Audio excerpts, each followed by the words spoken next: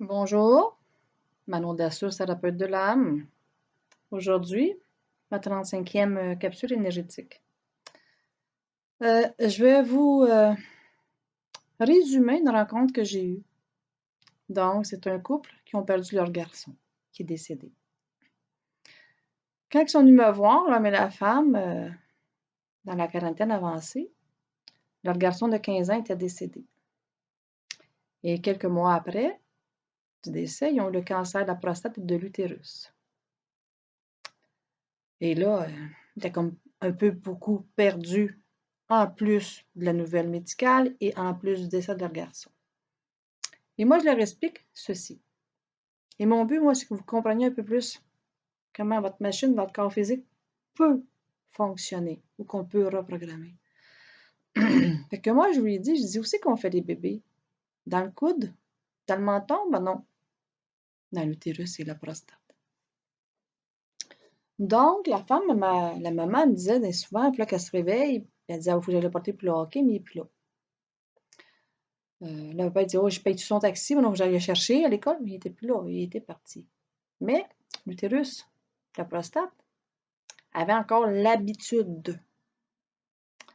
Et comme il n'y a pas une réponse à l'autre bout de leur garçon, ben, ça fait une réaction d'habitude, dans une habitude, que l'utérus, la prostate ne comprenait pas qu'il était décédé. Donc, c'est comme un peu normal que médicalement, il y a eu ces difficultés-là de santé. Et moi, je leur ai fait une suggestion. Je leur ai dit, achetez-vous un chiot. Éduquez-le. Soyez un bon papa humain, pas une bonne maman humaine. C'est ce qu'ils ont fait. Au bout de quelques mois, il n'y avait plus de cancer.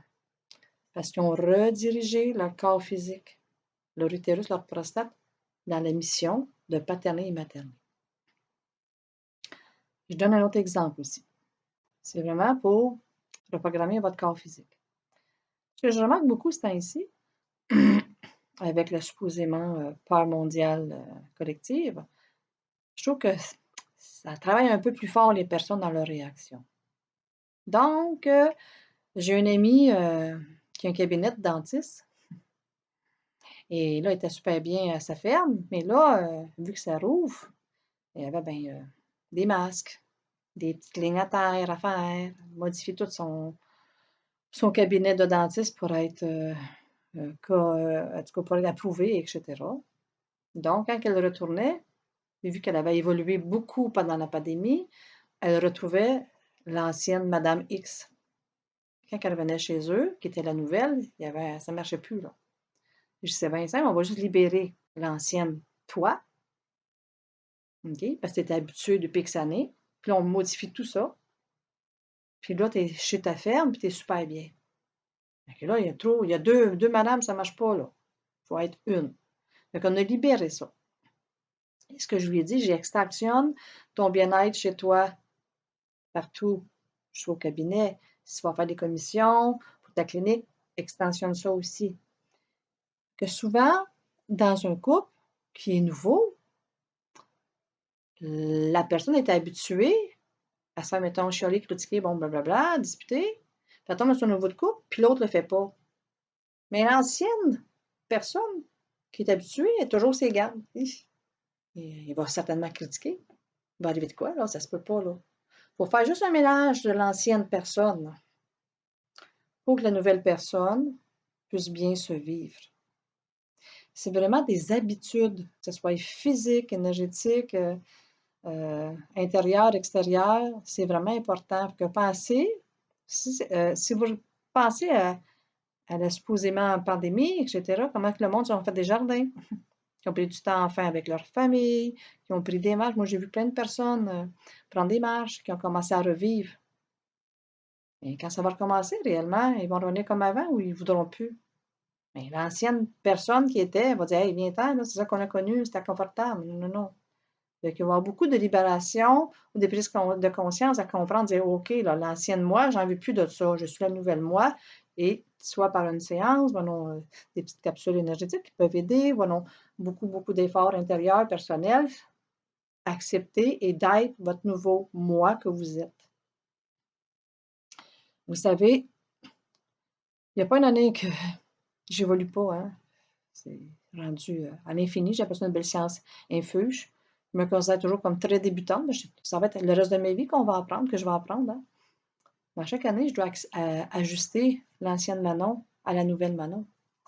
Ah, ça, c'est à chaque fois, à chaque année. Sinon, mon corps, je peux vous dire qu'il me fait tout un signe. Hein. Il peut y avoir un mal-être dans un bassin, on n'est pas quelque chose de même.